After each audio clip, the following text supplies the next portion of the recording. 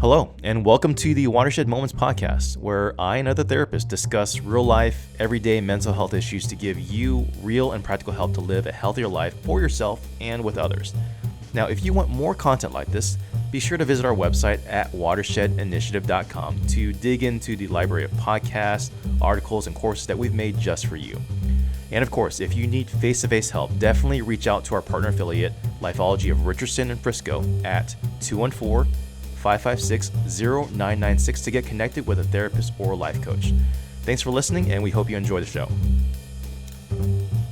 All right, hello everybody. Welcome back to the Watershed Moments podcast. We have a special podcast set up for today. We're going a little bit outside of our routine of the different episodes that we're in the series that we're going through. Today, we're going to have a podcast about the coronavirus, COVID-19.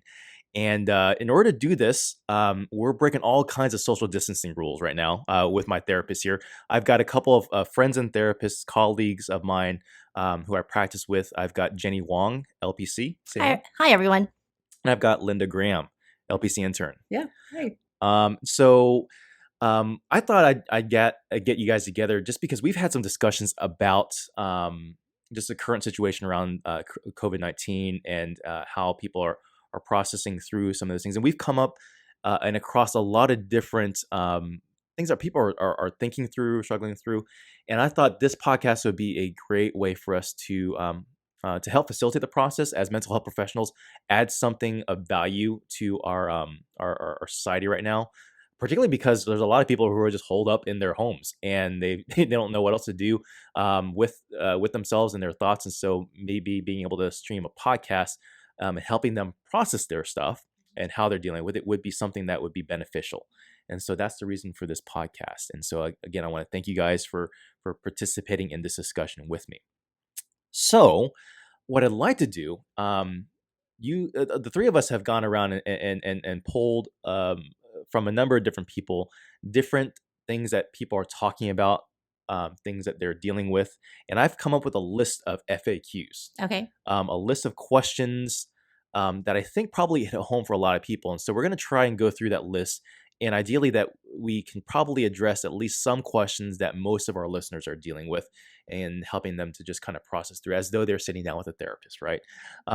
So what I'll do is I'll just ask these questions as though I'm the person with the question, right? And just kind of talking me through how we deal with these different things. And so if that's okay with you, I'll just go ahead and get started. Does that sound good? Sounds good. Yeah. All right. So the first block of questions, there are three of them really, that they have to do with how we process our anxiety and fears. And so there's a number of reasons why people might be feeling anxiety and fears. And so the first question is going to be, how do we deal with the anxiety of getting sick because of coronavirus, our loved ones getting sick, maybe even potentially dying from the coronavirus, and then maybe on top of that, how we deal with any of the anxiety and fears around just the panic and the scarcity of supplies, right? That's its own thing as well. So there's a lot of reasons to be afraid about those different things. So maybe from each of your different perspectives, tell me about how you process that yourself if you feel any of those things, and how you would advise anyone to kind of work through the processing of those fears and anxieties. Who would like to start? Okay, sure. I'll go ahead. I just naturally am more prone to anxiety. I do have anxiety. Yep. So how do I work through this? Honestly, it's through a lot of conversation, thankful that for me and my husband, we have a great relationship. We communicate well. So I'm able to talk it through with him and kind of express my needs to him. One way that the reality is that the anxiety that we feel, we don't know right at this time. So that's one thing that I want to kind of bring out is that, that of course people are going to have anxiety at this time. And that there's compassion with that. And there is definitely empathy with that. So one way to deal with anxiety of what you said with getting sick. Okay, well, honestly, one way that I deal with that is I go to trusted sources. And so for me and my own immediate family, I don't have that much anxiety over that. But I can see how some people would have more anxiety. That's how I deal with it So you personally. research, I you get res- educated. I get educated. Yes, Yeah. that's how I deal with it personally. Yeah. Yeah. And I probably do the other. My natural tendency is to avoid or to not look at something that is a possibility. And so I piecemeal things into what am I in control of? What is happening in front of me? What is going on with my body? What would make me feel more grounded physically? Um, because anxiety is focusing on something that hasn't happened yet. And so that takes me into a place of spinning. My head spins with thoughts, and then I ruminate on the thoughts. So I tend to first dissect. And do I have anxiety? Do I have worry? So worry for me is it's a need to pay attention and focus on what needs to be done. Anxiety is, oh my gosh, I don't know what's going to happen, what's going to happen. And when that happens, I really do try and go body centered. Something as simple as feeling the ground with my bare feet, walking outside, taking a bath to self soothe, things like that. Yeah, just hearing the way you guys approach dealing with that in different ways, it reminds me of some of the things I've heard people talk about. And there's this phrase that I've heard a couple times. It's I'm not worried, but I'm concerned that I should be worried, right? And so that statement to me connotates a I don't know where to land on this. And I don't know where I should be landing, right? And so there's a tendency to say, okay, I could be overly anxious about this, or I could not be anxious enough, right? And I think that probably speaks to a lot of the anxiety that a lot of people feel, that they don't know what this is and they don't know what the appropriate response is. And so they can feel a little bit too heavy-handed or not heavy-handed enough, right? And there's a little bit of anxiety and uncertainty in just being able to know, am I responding the appropriate way, right? And so if we frame it that way, um, how would you process that, or how would you talk to somebody who's trying to figure out like trying to find that sweet spot, right? What do you guys think?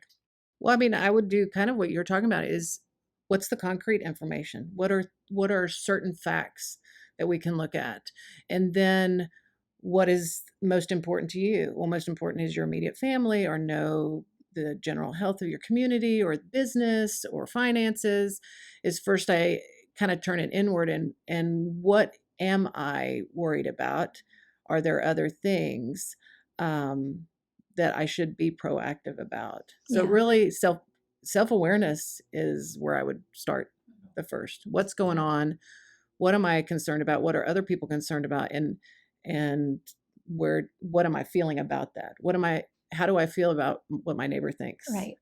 Yeah. And I mean, just a very practical thing is to like go to well-established sources, Right. like the CDC or something. Factual. Factual sources, right? Like not everything on the internet is true.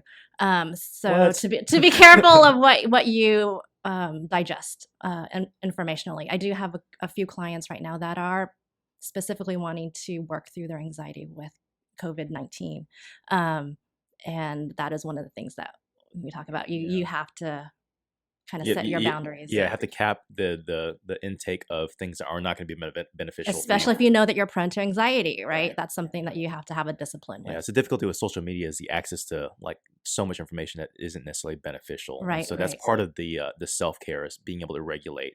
And it's even harder given that given our situation that people are probably more prone to in social distancing to um to to look at those things, right? Well, it's a source of connection. If you Right. can't have face to face, then you can have virtual, but it's the never ending stream. And then what is factual? Just because something's passed through a PTA group doesn't mean it's factual. It means that someone saw and someone passed it along, and then it's Yeah. that kind of thing. Yeah.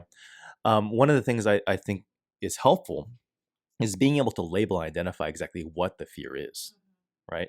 And so if it's getting sick or if it's loved ones getting sick, there's a certain fear with regard to health, mortality, life, death, and that undercurrent of fear feels a lot more um, harder to overcome or to deal with.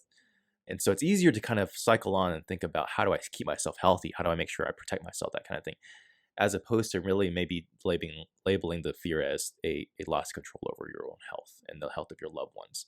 And just from a mental health standpoint, that's probably where a lot of the energy of anxiety is at, and why it's important to be able to just even label it and say that's really the nature of my fear. Or even if we move it out to like, okay, the fear of the economy, right?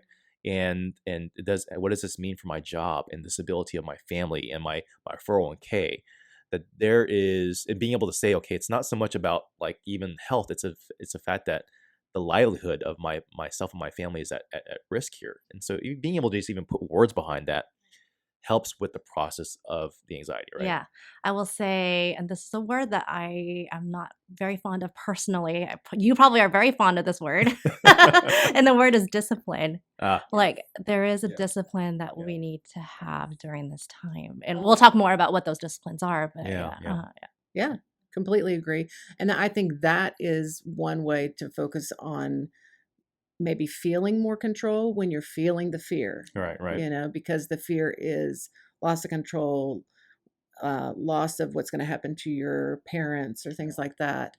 And so disciplining yourself is going to give you a more grounded feeling of control that will then help with the fear. Right, right. right, And exactly. my experience is always helps mitigate the anxiety and the fear when you can at least label it. Like when you know what it is that you're actually dealing with, then it's like kind of dissipates the anxiety a little bit too.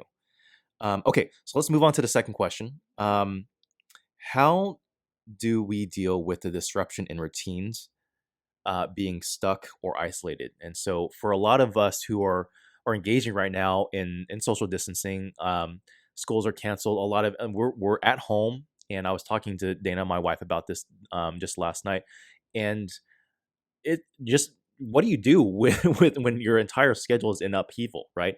And your routines are disrupted, and you're not sure what to do or what's appropriate to do, right?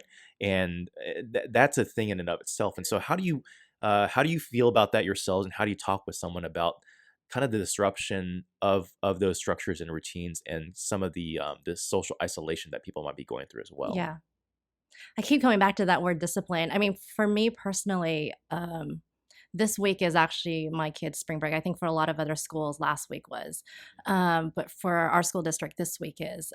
So we're just kind of setting this as there's no schedule. Like we've already set it as a spring break, a break time. Um, but for next week, that's when the schedule starts. So part of that discipline for us is, again, I mean, for me, I like to research. So I have this list of, there's so many great companies right now that are doing free online educational things. I'm compiling the list for my kids, and then my husband and I are going to think through a schedule.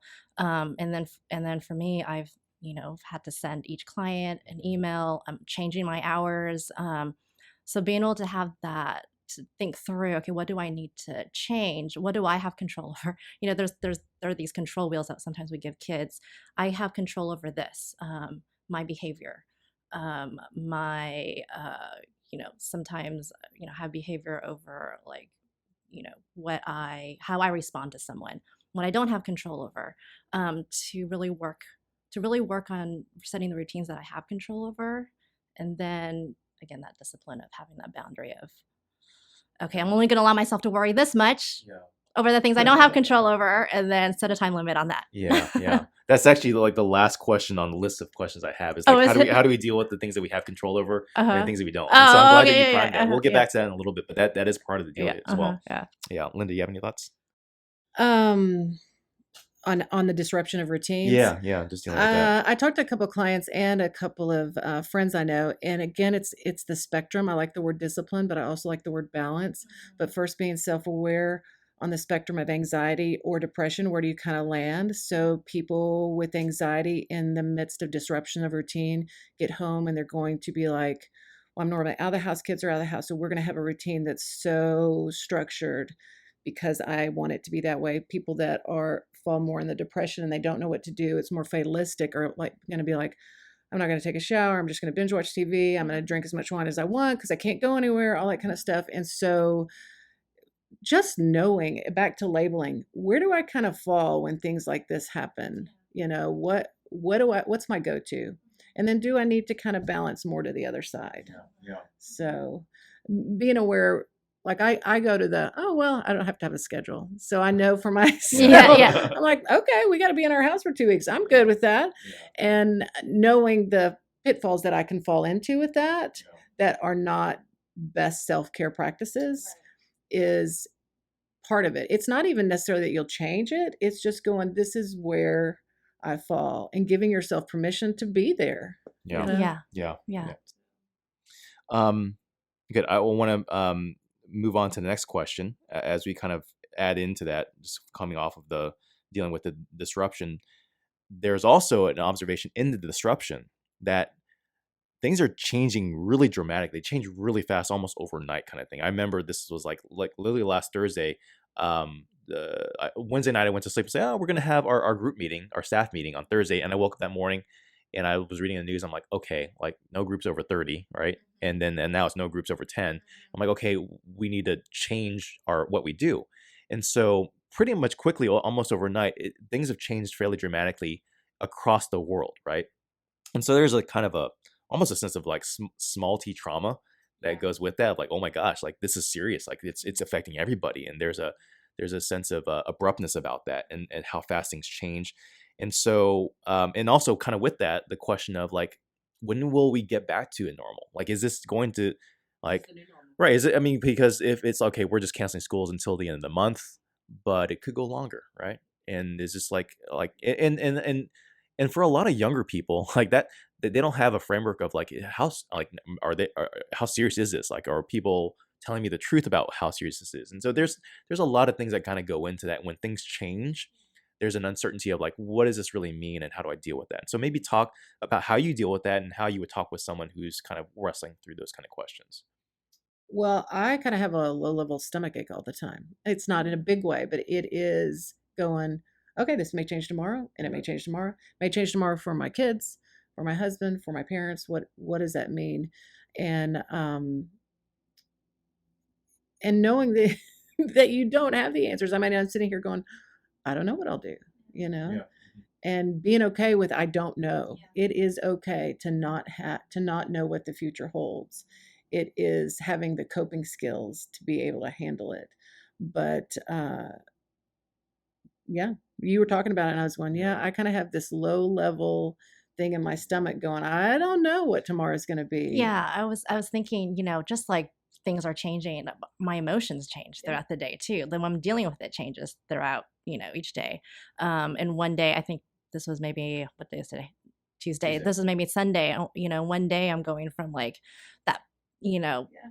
anxiety pit in my stomach sort of thing, wanting to like isolate to no, we got this. Like we are going to like find out what our neighbors are needing and all this Mhm. stuff. Like I kind of vacillate between these different emotions and to like you said, Lee, to be aware, and Linda, you said this too, just to be aware of where we're at at each moment, knowing that our emotions will change also as each day goes by, each moment goes by. Yeah.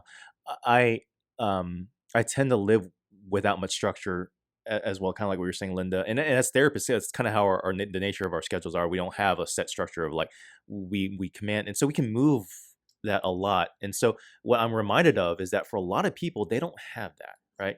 That there's there's a hey, I go to this job, and and there's a routine that's set up, right? And so for people to be impacted with it in that way, and the dramatic nature in which it changes, like I know that it's hard to adapt for a lot of people. And so my thought with that, and just in terms of like being able to, as you said, like accept that hey, we don't have control over these things. That's a muscle that I think some of us have developed, but some people just don't have that. Like it's like I'm not used to that loss of structure and that loss of routine. And so how do I deal with the new normal in this way? And how do I kind of anchor myself in the midst of the, because some of those routines are kind of like that safety net of like this is how life is, right?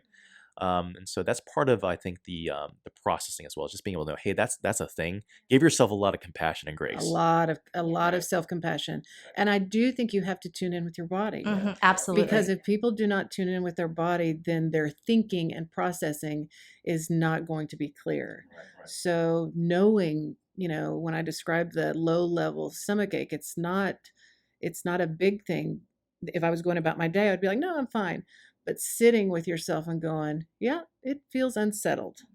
And so knowing that it feels unsettled, how do I then process my thinking? Right. And hopefully we have some time to go into somatic therapies, later on, because that is a way to ground yourself during this time of uncertainty, to realize, my body's here, and to like, don't disconnect from yourself during this time. Yeah. To Yeah, connect with yeah, yourself. yeah. We'll have the last couple questions to talk about like what are some tangible things that people can do to deal with that. Now, I want to move into the next section, real quick here. This block of questions has to do with how we manage our families and relationships.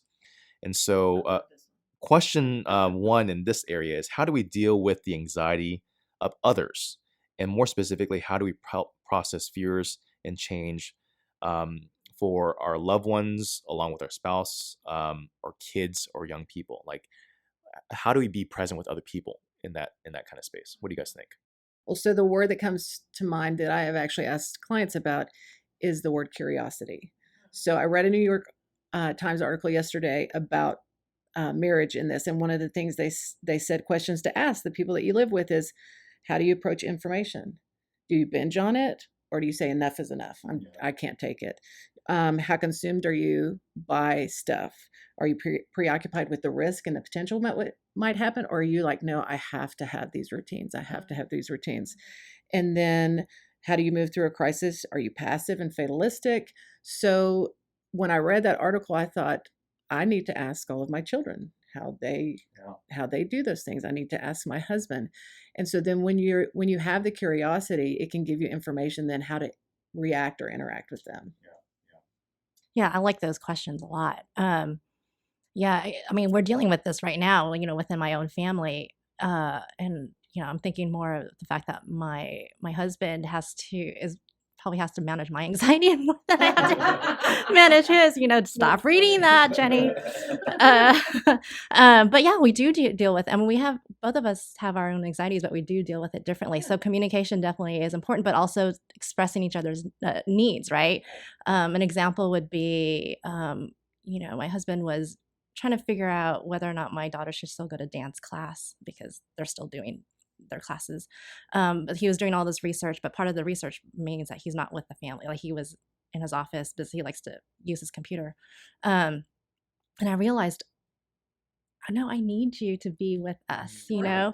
and so that was one thing that I had to tell him. I need you to like find a way where you can be with us, be present with us. I mean, even if you bring your phone, even I know you don't like to use your phone, but if you could do that, to be able to express those needs. So the communication, so, knowing what our needs are even. Hey, we hope that you're enjoying this podcast, and we wanted to share something really exciting that we've been working on. If you want to go deeper into the issue of conflict, particularly as it pertains to your marriage, we've created a comprehensive video course for you called Rules of Engagement. You'll get lesson videos, a companion workbook, case studies, and exercises to help you make practical steps to work through conflict in marriage. Watch it now on our website at watershedinitiative.com.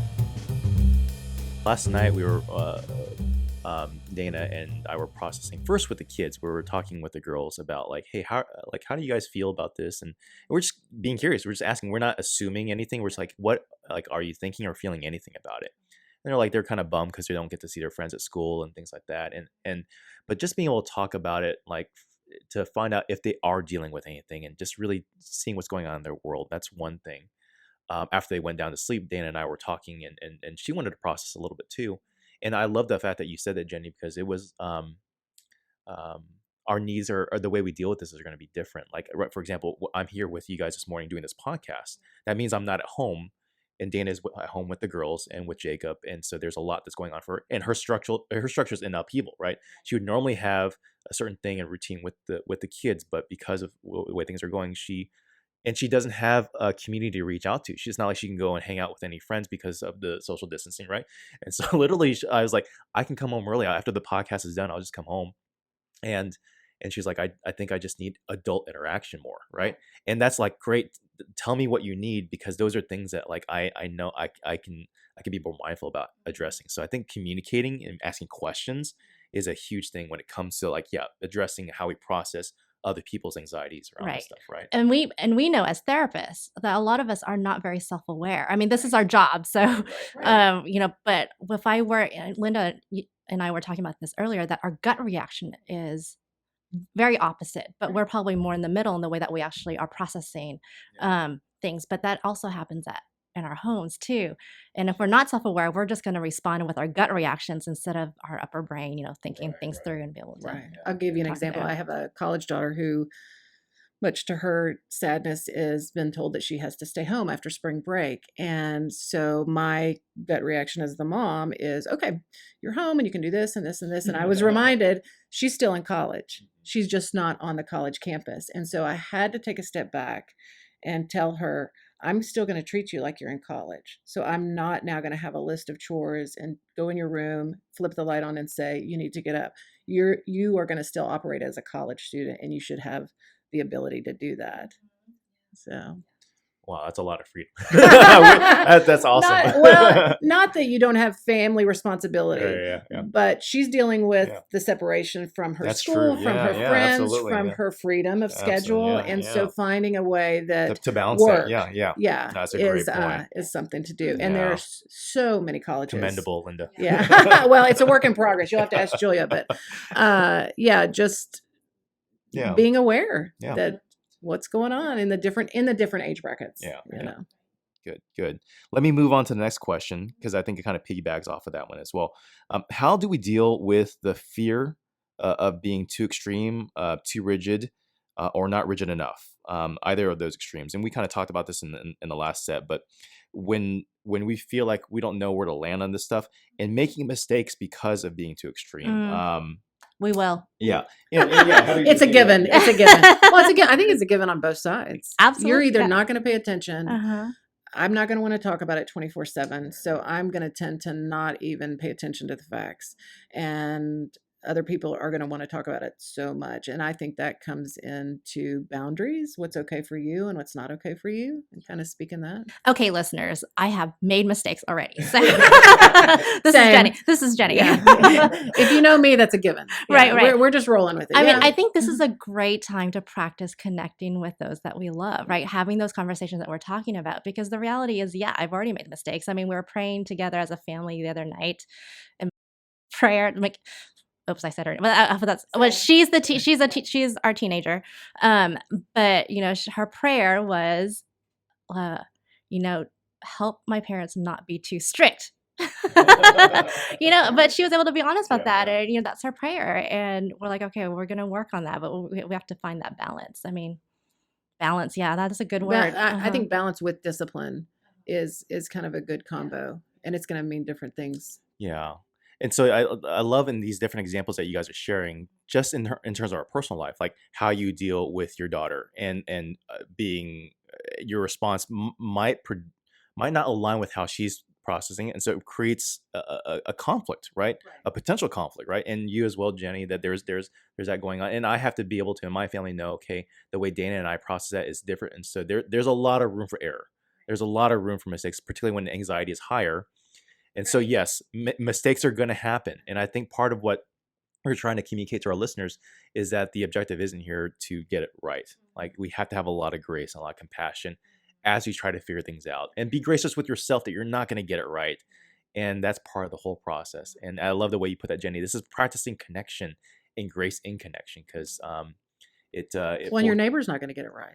So going to anger or irritation about how your neighbor is processing, giving them the same compassion you give yourself I think is important too. Yeah. And I think just knowing that we're processing information differently, and how we deal with that information, and how we are gracious with one another, add on to that we are like stuck in the same room, in the same house together for a long period of time, adds more to that as well. And so just bake that into the equation. That's part of it. And that's why your self-care and how you deal with your own anxiety is so important, because if you're not doing that, it just adds a lot more load into some of these conflicts and some of these relationships that probably just won't help in the long run. Right. And I will add also in connecting with people outside your family, good friends too. Like even though Linda and I process things differently on a gut level, like I learn so much from you. Same. Because I need to hear it. Right. I need to hear those things, because that's not the way that my brain will automatically process things. So to have trusted friends around. Yeah. I think being able to to know how to do that creatively given the constraints that we have, right? Because the irony of it is that we need connection, but we are distancing ourselves from one another, right? Right, And so right, we have to yeah. think creatively about how do we do that well. And again, like making mistakes, I Dana was talking about it this morning. So like I feel like it would help if I went and spent time with another mom who is maybe going through this as well, but I don't know if that feels wrong to connect and maybe like engage socially, right? And so I mentioned to her last night, like, why don't you just reconnect with some of your old friends that are in a different state? There's no reason, like, Right, right, right, right, right. There's no risk. there's no risk, right? But in interacting with them in another state, it's the same as interacting with your next door neighbor, right? Because you really can't talk in face to face, but you can like engage over the phone or FaceTime or whatever like that, right? So just being able to think creatively about how to do that well in connection and community with other people, I think is a big thing, right? Any other thoughts on this block of questions in terms of how we deal with the relationships and families before we move on to the next and the last block? I would throw in the word expectation. Yeah. When we have anxiety or fear of things, there's always an expectation for ourselves and for others, and so kind of identifying that expectations of how we expect our family to respond to us, when they're dealing with the fear as well. Yeah. I think one more thing I'll add is in curiosity. I think it's easy to assume that most people see things and process things and interpret things the same way. But I realize as I've asked questions and Dana's asked questions of other people and how they responded, I realized that like I think that you put it this way, like you're processing and thinking about it completely different. And I never knew that would have been a thing. But then being able to say, okay, having compassion, say, okay, I can appreciate that, and let's talk about that, right? I think that's a key element of being able to do this well, Right. So we'll just throw in a technique here with that that we all use with our family sessions or our couple sessions is the word validation. Yeah. And validation doesn't mean that you agree with them or that you see things in the same way, but that you understand where the other person's coming from. Yeah. So a quick way to do this technique, if you guys are at home and you are trying to figure out how do I connect with someone, I use this with my teenager a lot, is to be able to take that step back, from when you're more calm, when you're not in lower brain. Lower brain means like you're kind of in anxiety, stress, worry mode. When you're calmer, to be able to have a conversation where you are able to mirror what the other person is saying, and basically like repeating what they're saying to you. And then you are able to say, I can understand your point of view. And you explain how you can understand their point of view. The next step is empathy, which is about feelings. Yeah. I can understand that you would feel this way then, and then a reconnection of some sort. When it's a close family member, usually that reconnection is some sort of physical touch, whether it's a hug or holding hands or things like that. And if the family member says, "I don't understand your point of view," what's your response going to be? Work on understanding it. Yeah. Well, I want to. Let's keep working on it. Yeah. I love the fact that you brought that up because that's something that I'll work with a lot of couples on in terms of the communication techniques, right? And so, yeah, those same things in there, I talk to my clients as well. It's so important. The first step to mirror back, that just means being able to reflect back what you're hearing. And then the one part in there I'll say that we actually talked about earlier is the curiosity step. And so when you get a response that I don't get that, then the next the antidote to that is then ask questions. Like, I want to know more. I don't get it, but let me ask questions. Why does that feel that way for you? Or why do you think that way? Why is it important? Right. I respect you enough to be able to ask the questions and to validate that the way you see things is not necessarily the way I see things. And I want to ask questions to get it so I can get to validation and say, that makes sense. I understand. And I can empathize and kind of connect with why you feel that way. Right. Great points. Yeah. Okay, let's move over to the next block now. So this is more of the questions about how do we stay mentally healthy and balanced and mentally and emotionally healthy. And so we've already kind of delved into that a little bit in terms of some techniques and so forth. But let me ask the question this way. When considering things like sickness, financial security, uncertainty about the future, and knowing that there are some things that we have control over and some things that we don't have any control over, what are the things that you would advise people to do to stay mentally, emotionally healthy during this time? And so we've kind of bumped around that. We kind of create these two worlds of I have control of these things and I don't have any control. how do we stay balanced in that, as in this reality of what we're in right now with coronavirus, that those things are stretched thin, right? So what do you guys think? One of the things that comes to mind is developing a top 10 or a top 5 to 10 in each of those categories that are the most important, and then determining actions out of that. So if finances are a worry, what's the most essential worry? Rent, job, our kids' activities, um, whatever that may be, and determining what actions you can take, what limitations or what breaks you should take in things to be temporary through this crisis. Same thing with physical health. There's a joke that, or a meme that was coming around going, I'm either going to be 50 pounds lighter after the crisis, or I'm going to be 100 pounds heavier, and I'm not sure which one. So with physical health, what is the most important? That you stay healthy, free of illness, and develop the top 5 things that will address that. Or I don't want to come out of this feeling worse about myself physically. So determining the categories and then kind of identifying what are 5 things I can do that will speak to that.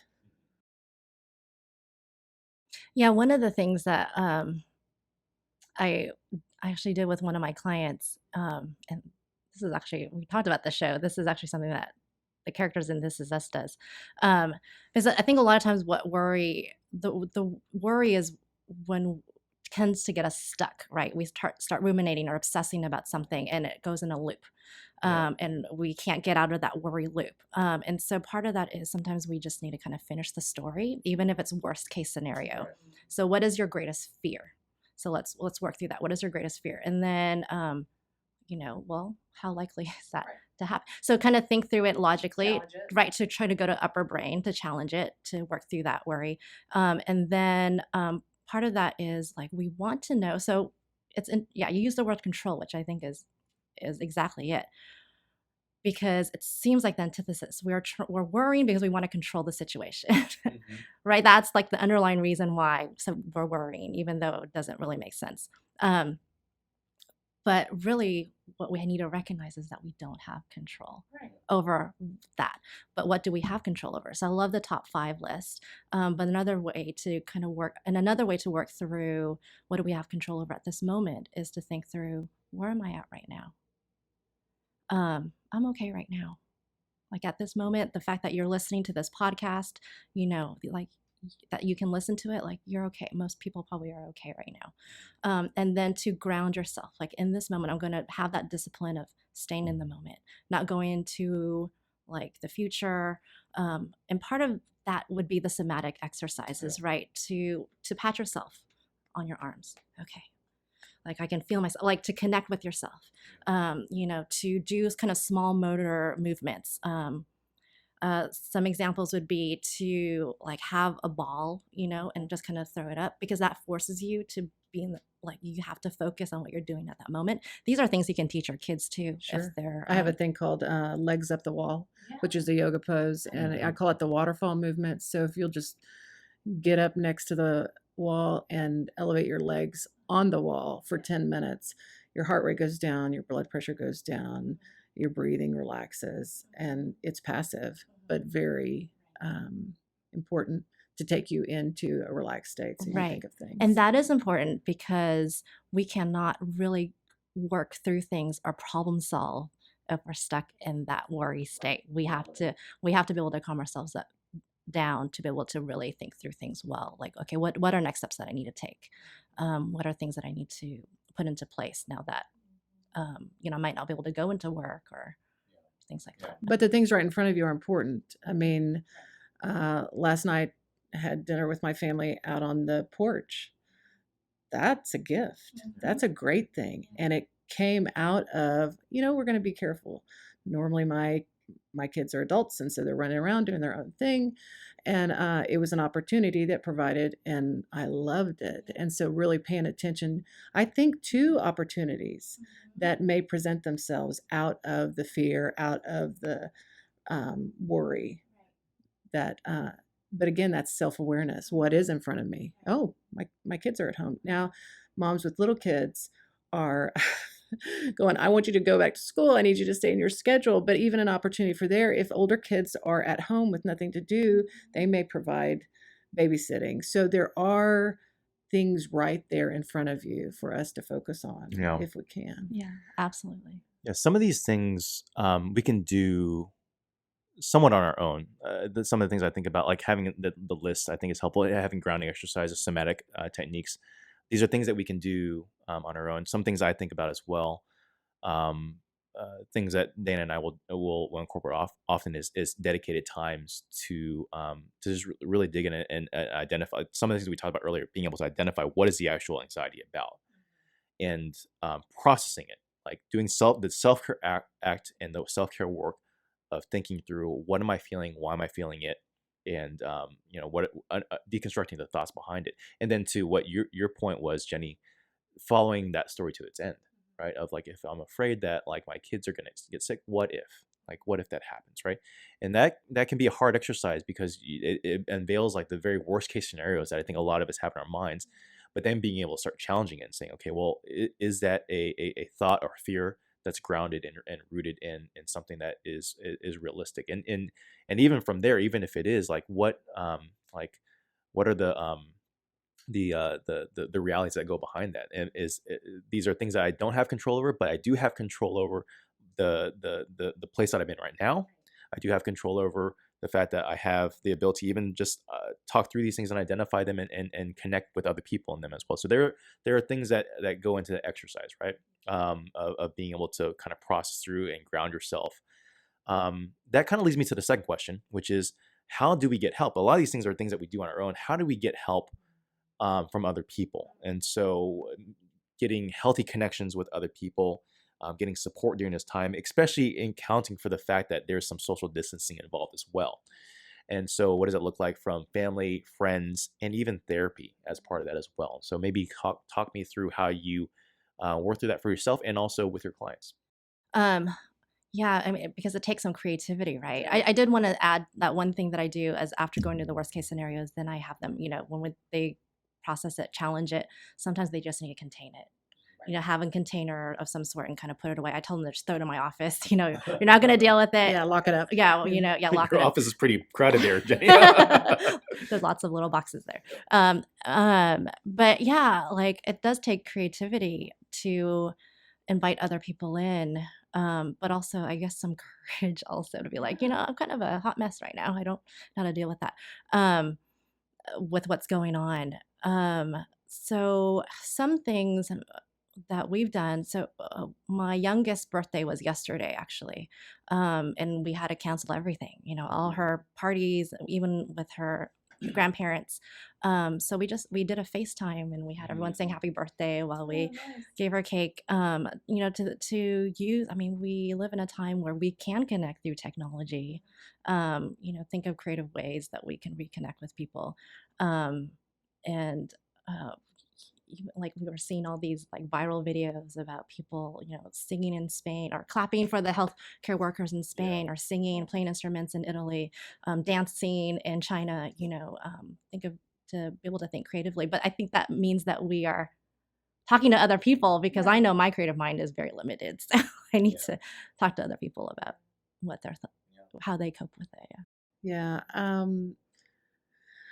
I would say be open to opportunities that present themselves, whether you're going to search for toilet paper in the grocery store and there's someone in front of you that is open to talking, being aware that they're open to talking as a stranger, and it's kind of the circles. There's your intimate family that may or may not be a good, safe environment, and then there's extended, and then there's friends, and then there's the collective community. And and being open to different types of connection that are not your normal that you've had, that you count on, or different ways. If you normally get together with a friend after you drop kids off at school to have the coffee over FaceTime, or, things like that. Yeah. Or on a walk, with your phone, stuff like Yeah. that. Yeah. I think to kind of put a cap on this one as well. So our world as therapists is to be able to walk alongside with people and to help them process through when they go through times like this. Unfortunately, it's harder to do that right now. And so like all of us will do teletherapy, right? And so we've every therapist has been kind of forced to, in a way, to figure out how to do that quickly and well. And so, And that's another opportunity, right, yeah, right? That we're exactly, pressing into, yeah, you know? yeah. And so there are mechanisms, as you said, Jenny. We just have to be creative with that, right? So there's ways to get support around that. I know a lot of support communities like churches are thinking creatively about how to do that well as well. And so definitely, I think one of the things we wanted to be able to do in this podcast was to start the process and maybe create validation space for a lot of what people are going through and putting some words and labels behind it, and to know that they're not alone, right? And that they can process with other people, and that connection is going to be really important too. So whether it's connection with knowing how to do that well with your family that you're kind of holed up in your home with, or through online sources, or with a therapist doing some type of telecounseling, these are all options, right? We want to make sure that our listeners are informed about how to do those things, right? Also, I'll say this as well.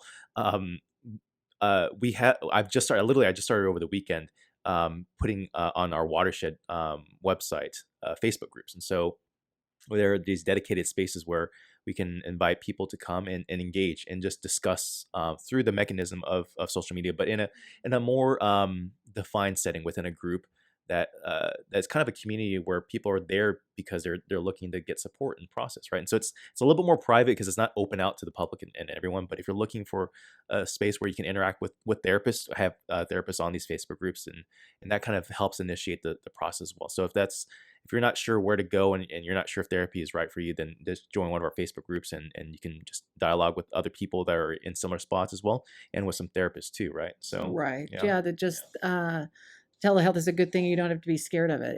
It's not something it may be short-term solution, Yeah. a couple of sessions. It may be something that provokes you that you need to talk longer. There's so many options for support for everybody out there. Yeah. All right. Anything else that you guys would like to add, or any last thoughts before we wrap up this podcast? Just thinking about, again, just the general framework of what's going on in our world today, and just being able to say anything to our listeners that they might need to hear. Anything that you would like to say? Well, the word or the two words that stay with me are collective resilience. That we want to be connected. We don't want to experience this on our own. And so, as you and I are, there's different viewpoints and we bring different strengths. So, to stay in the mindset that we will collectively be resilient through this crisis, I think is a positive mindset to keep.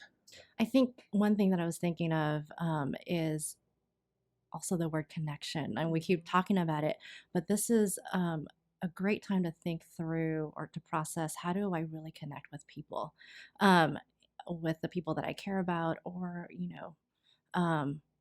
just with my community in general. Like it can be a great opportunity to reconnect with some broken relationships. We actually have done that with a neighbor where we had an issue, a boundary issue with, but anyways, we were able to reconnect with them. And because of this, just checking in on them, like this could be a great opportunity to think creatively, to think beyond, the busyness of life before. And so some things to think about is, how can I really connect with people, reconnect with myself, what my dreams are, what I want from my family, and not we can use social media as a way to disconnect, but how do we use it, to reconnect with people? So I guess, I don't know if that made sense, but that's what I'm thinking of. Absolutely. Yeah. Uh-huh. That's great. It's a good reminder. It's hard because those are relationships you probably would avoid a while ago, but circumstances are different. Sometimes that's an opportunity, right? Right. So Yeah. very good. All right, so I'm gonna go ahead and wrap up this podcast. Thank you so much, Jenny and Linda, for joining us on this. Again, I just want to remind our listeners, this was kind of a one-off. We wanted to put a podcast out there just to kind of help with the process, and I'm pretty sure everyone's going through right now. But definitely, we've got other podcasts, especially if you're at home and you're tired of Netflix, you can definitely tune in some of our other podcasts as well. And definitely, check us out at our website. Join one of our Facebook groups too to just continue the dialogue. So we're here to support and provide resources. I want to thank you for tuning in, and hope to catch you in another episode. Yeah, thanks. Thank you. Thanks, guys. Thanks for listening. Now, if you benefited from this podcast, be sure to subscribe, like, share with your friends, and make sure to leave us a review on iTunes. It really does help us to keep making podcasts and more content like this possible for you.